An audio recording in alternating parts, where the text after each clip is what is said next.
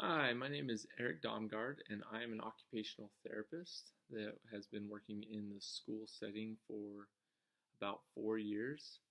And I'm advocating for a cap on caseloads in Utah. We're currently proposing a bill to have a maximum of 50 students per caseload per full-time employee here in Utah.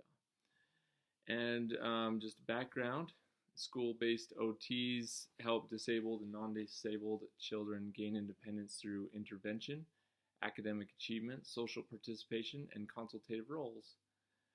These areas may develop fine motor, sensory processing, visual perception, and pre-vocational skills, as well as many other areas of participation. So we just cover the whole setting of OT. Basically, we're just wanting to help these kids that have individualized needs to help them be independent as possible in the schools.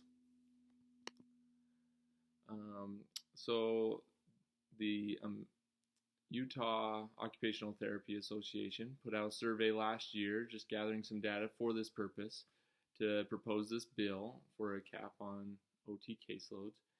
And so some of the statistics will come from that. But right now, from that survey, the average caseload for a school-based OT in Utah is 79, and the average caseload for a certified occupational therapy assistant is 76.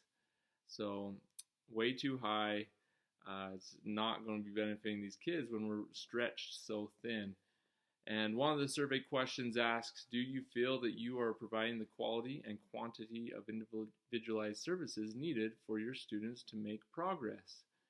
And 58% of those OTs said no. And so that is a big red flag to me, big sign that we need to change and make some sort of large difference that will help us be more individualized in our services and benefit these kids. They gathered the Utah Occupational Therapy Association gathered some data from other states that had caps, and of the 50 states, only 5 currently have caps right now. But of those 5 that do have caps, every one of them is 50 or below, and I believe that is something that should be in all states. Really, it just helps increase the quality of care and helps us be the professionals that we are trying to be. So just going through those states real quick. Connecticut, they use a formula with the workload, but to make a workload formula, and but after all is said and done, the cap is still 50 students. With Maine, they just have a straight cap of 50 students. It says the maximum student therapist caseload, including both consultative and direct services, shall not exceed 50 students, and that is topic of debate, because it's like, well, what if we have a lot of kids that are on consultative services, so they don't require as much? It just says no. In Maine, straight 50 students. North Carolina, looking into that, we looked into North Carolina. They use a lot of formulas, and we were trying to advocate for ourselves as OTs just in our individualized school district, that we needed more employees, and it's a very extensive formula, but after all is said and done, the same thing, cap of 50 students. Ohio has a cap of 50 students for K through 12 students, but only a maximum of 40 students if they are preschool. So I think that was a great idea. Give that increased time and attention for the preschool students.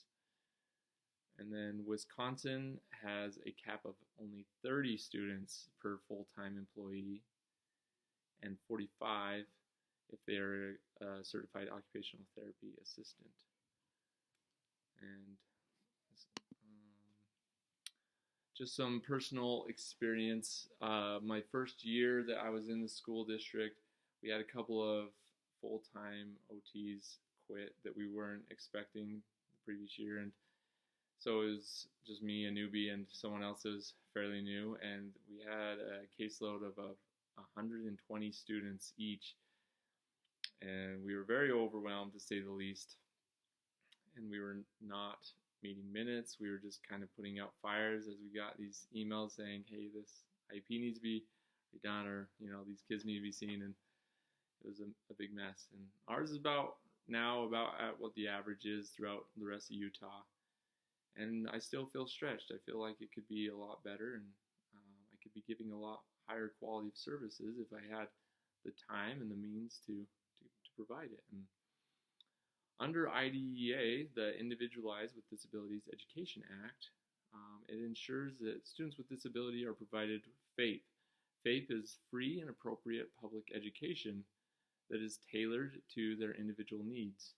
Going back to that personal experience of 120 on my caseload, I was not providing appropriate public education, appropriate services, and it was definitely not tailored to their needs. I was trying to meet the minutes the best I could and get on to my next day.